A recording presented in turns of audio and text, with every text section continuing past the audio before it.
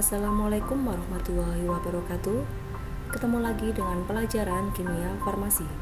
Jika pada pertemuan sebelumnya kalian sudah mempelajari mengenai laju reaksi, pada pertemuan kali ini kalian akan mempelajari mengenai kesetimbangan kimia.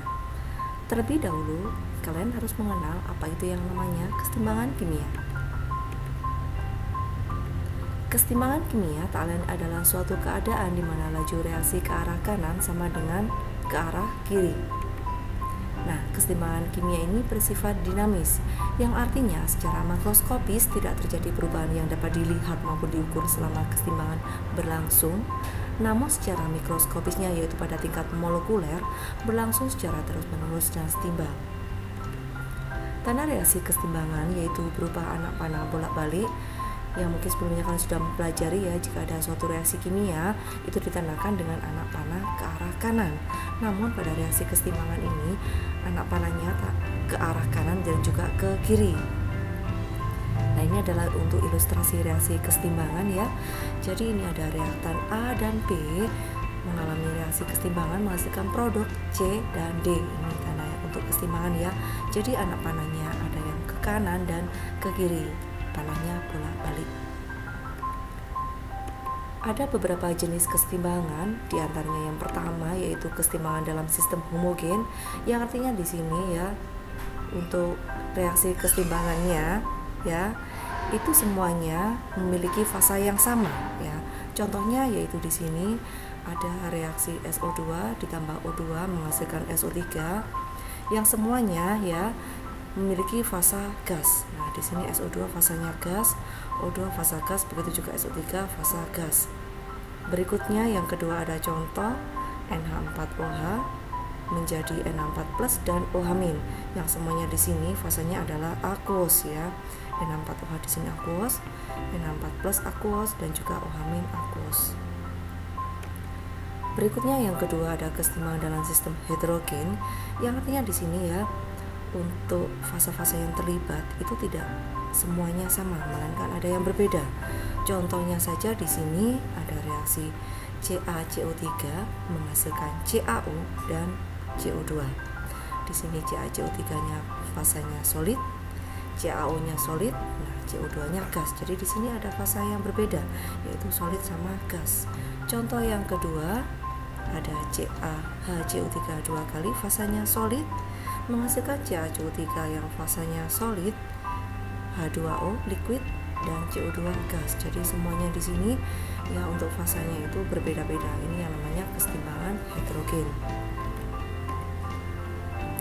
Berikutnya kita akan mempelajari mengenai tetapan kesetimbangan.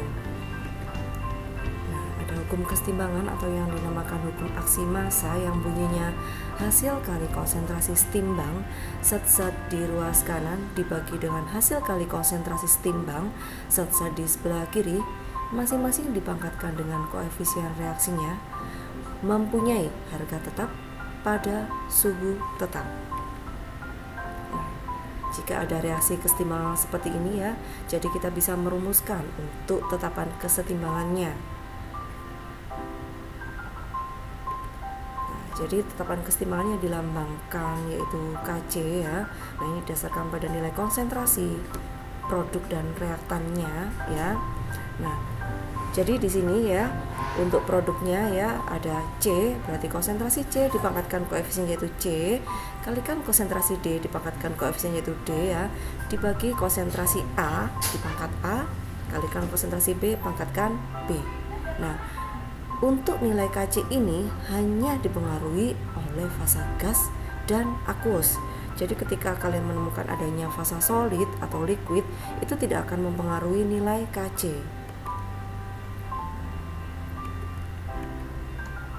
Berikut adalah contohnya. Yang pertama, tulis rumus Kc untuk reaksi 2Hi menjadi H2 dan I2. Dan juga BaSO4 menjadi Ba2+ dan SO4 2-. Yang kedua, jika pada reaksi kesetimbangan S plus O2 menjadi SO2 terdapat 0,4 mol S, 0,4 mol O2 dan 0,8 mol SO2 dalam volume ruang 10 liter, tentukan nilai Kc-nya. Yang ketiga, Dalam ruangan 2 liter terdapat 0,4 mol CuCl2 kali yang terurai menurut reaksi CuCl2 menjadi Co dan Cl2. Bila dalam keadaan setimbang terdapat 0,1 mol Co, tentukanlah nilai Kc. Nah, berikut adalah penyelesaiannya ya. Jadi yang pertama menentukan rumus Kc untuk reaksi yang A ya. Jadi di sini untuk nilai Kc ingat bahwa yang mempengaruhi hanyalah fasa, gas dan aqueous. Jadi di sini semuanya berpengaruh ya. Jadi rumus Kc-nya yaitu konsentrasi H2 ditambah konsentrasi I2 per konsentrasi Hi dipangkatkan 2. Berikutnya yang B ya. Di sini BaSO4-nya fasa solid ya, tentunya tidak akan mempengaruhi nilai Kc.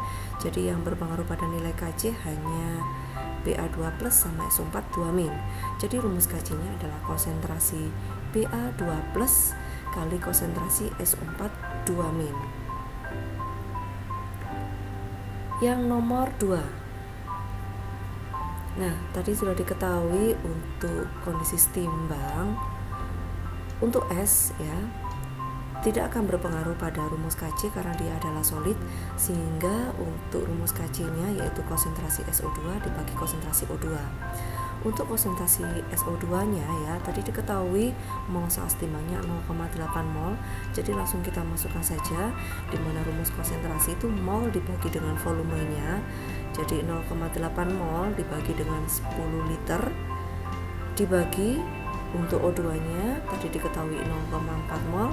Jadi di sini 0,4 mol dibagi 10 liter. Nah, hasilnya yaitu sama dengan 2. Jadi nilai Kc-nya yaitu 2. Berikutnya yang nomor 3. Nah, karena yang diketahui itu adalah mol sebelum bereaksi sama mol CO setelah setimbang, maka kita harus mencari terlebih dahulu ya. Jadi mol saat reaksi itu berapa, dan nanti juga pada saat setimbang mol untuk reaktan dan produknya itu berapa. Tadi diketahui mol mula-mula untuk CuCl2 yaitu 0,4 mol, kita tuliskan di sini. Berikutnya diketahui saat setimbang untuk mol CO yaitu 0,1 mol. Nah, sehingga pada saat reaksi untuk CO tentunya sama ya, karena untuk produknya itu ditambahkan ya di sini ya. Awalnya belum ada produknya. Jadi di sini saat bereaksi untuk CO yaitu 0,1 mol. Nah, saat bereaksi ini ingat bahwa molnya sebanding dengan nilai koefisiennya. Kebetulan di sini koefisien CuCl2, CO dan Cl2 yaitu sama semuanya 1. Maka untuk CuCl2 saat bereaksi sebesar 0,1 mol juga. Begitu juga Cl2-nya 0,1 mol.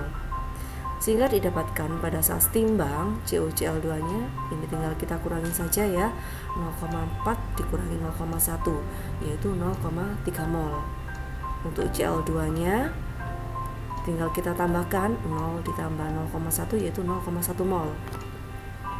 Selanjutnya kita tuliskan rumus Kc-nya untuk reaksi ini. Berarti rumusnya adalah konsentrasi CO kalikan konsentrasi Cl2 dibagi konsentrasi CuCl2, karena semuanya fasa gas jadi berpengaruh terhadap nilai Kc. Berikutnya kita masukkan ya untuk nilai konsentrasinya, yaitu mol dibagi volume ruang. Volume ruangnya tadi 2 liter. Untuk CO 0,1 mol dibagi 2 liter. Cl2-nya 0,1 mol dibagi 2 liter dibagi CuCl2 0,3 mol dibagi 2 liter. Hasil akhirnya yaitu 0,0167. Berikutnya kalian pelajari mengenai derajat disosiasi. Disosiasi itu adalah reaksi penguraian suatu senyawa menjadi zat-zat yang lebih sederhana.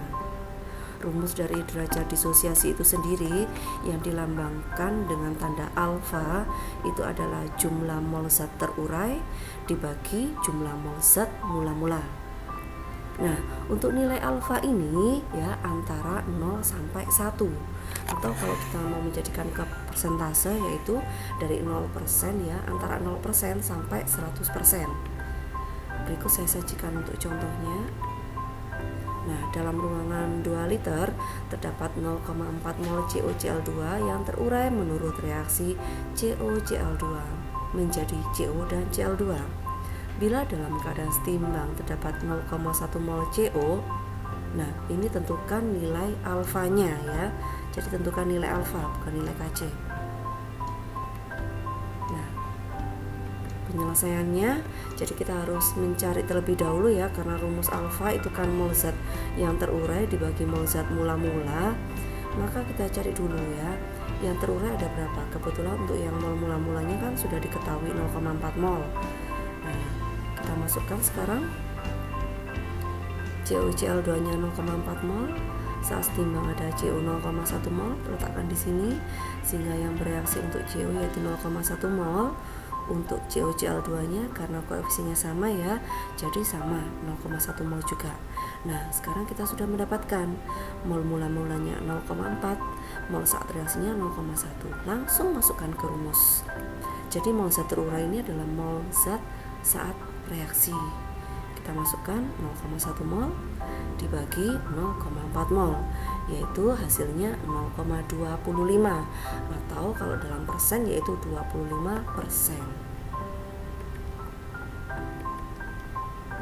Berikutnya yaitu faktor-faktor yang mempengaruhi pergeseran kesetimbangan. Di sini ada 4 faktor. Yang pertama yaitu faktor konsentrasi. Apabila dalam sistem kesetimbangan konsentrasi salah satu zat diperbesar, maka kesetimbangan akan bergeser ke arah yang berlawanan dari zat yang diperbesar. Sebaliknya, jika konsentrasi salah satu zat diperkecil, maka kesetimbangan akan bergeser ke arah zat yang diperkecil. Berikutnya yang kedua ada faktor suhu. Bila pada sistem kesetimbangan suhu dinaikkan, maka kesetimbangan reaksi akan bergeser ke arah reaksi endoterm. Bila pada sistem kesetimbangan suhu diturunkan, maka kesetimbangan reaksi akan bergeser ke arah reaksi eksoterm. Berikutnya yang ketiga ada faktor volume.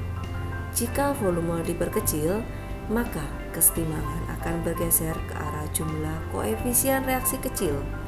Jika volume diperbesar, maka kesetimbangan akan bergeser ke arah jumlah koefisien reaksi yang besar. Faktor yang terakhir yaitu tekanan. Jika tekanan diperbesar, maka kesetimbangan akan bergeser ke arah jumlah koefisien reaksi kecil. Sebaliknya, jika tekanan diperkecil, maka kesetimbangan akan bergeser ke arah jumlah koefisien reaksi yang besar.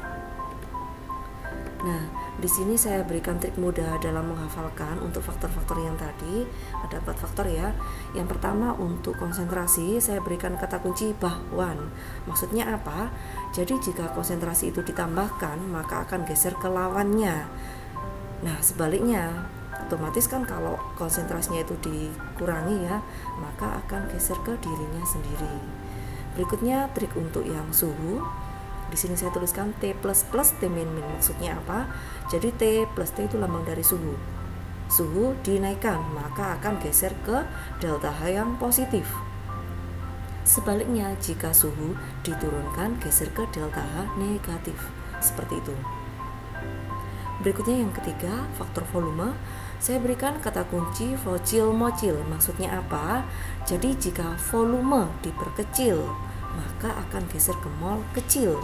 Nah, tentunya sebaliknya ya, kalau volume diperbesar tentunya akan geser ke mol besar. Nah, yang terakhir faktor tekanan yaitu pasar mocil. P ini lambang dari tekanan. Artinya tekanan diperbesar maka akan geser ke mol yang kecil. Sebaliknya jika tekanannya diperkecil tentunya akan geser ke mol yang besar. Nah, hati-hati untuk volume dan tekanan ini, kita melihat molnya itu dari nilai koefisien gas ya. Untuk reaktannya berapa, untuk produknya berapa, tinggal kita bandingkan saja mana yang besar, mana yang kecil. Berikut adalah untuk aplikasi soalnya. Nah, jika diketahui reaksi N2 plus 3H2 menjadi 2NH3 dengan delta H-nya negatif, tentukan arah bergeseran kesetimbangan jika 1. Konsentrasi N2 ditambah, 2. Suhu dinaikkan, 3. Volume diperkecil, 4 tekanan diperkecil, dan yang kelima NH3 disisihkan. Nah, berikut adalah untuk penyelesaiannya ya.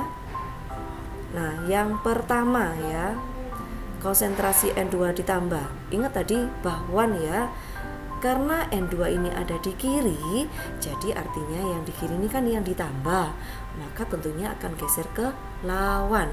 Lawannya kiri adalah kanan, jadi akan geser ke arah kanan.